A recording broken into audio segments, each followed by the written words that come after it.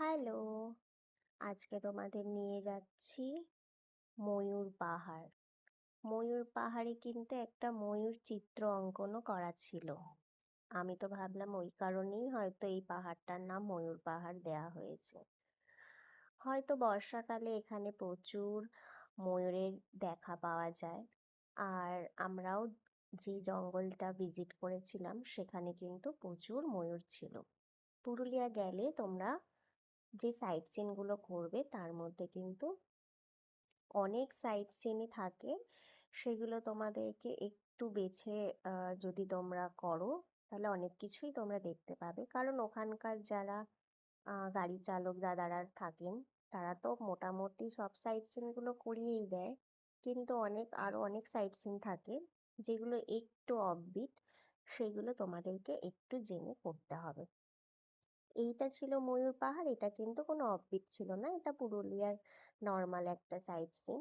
মানে প্রত্যেকেই ওই প্যাকেজের মধ্যে এই সাইট সিনগুলো করেই থাকে। তো চলো তোমাদের আজকে দেখাই ময়ূর পাহাড়ের আমাদের এক্সপিরিয়েন্স।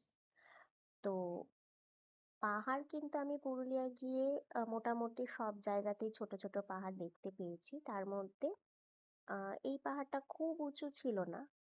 আমরা আর একটা পাহাড়ে গিয়েছিলাম যেটা একটু অফবিট, মাঠাবুরু পাহাড়।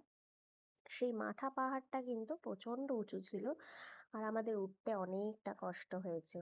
তো এটা অতটাও বড় ছিল না, এটা মোটামুটি একটা ছিল। তবুও রোদ আর ওই সিঁড়ি ভেঙে উঠতে একটু তো কষ্ট হয়ই। আর প্রাকৃতিক সৌন্দর্য উপলব্ধি করতে গেলে একটু কষ্ট তো তোমাদের করতেই হবে। তো যাই হোক, আমরা নিচে কিন্তু জল আর একটু আখের রস খেয়েই উঠেছিলাম, আর জলও কিন্তু ক্যারি করেছিলাম। তোমরা কিন্তু অবশ্যই একটা করে জল ক্যারি করো, কারণ এই পাহাড়ে উঠতে গিয়ে প্রত্যেকেই ভীষণ তৃষ্ণার্ত ফিল করে এবং প্রচণ্ড টায়ার্ডও হয়ে যায়। তো দেখো, ওই পাহাড়ের ওপরে যেই ওয়াচ টাওয়ারটা ছিল সেটাতেও আমরা উঠছি, ওখান থেকে ভিউটা খুব সুন্দর দেখা যাবে বলে। তো ওঠার পর দেখলাম চারিদিকে ওই পাহাড়ের গায়ে যে গাছগুলো থাকে, জঙ্গল। তো পাহাড় খুব ভালোভাবে বোঝা যাচ্ছিল না, জঙ্গলটাই বোঝা যাচ্ছে।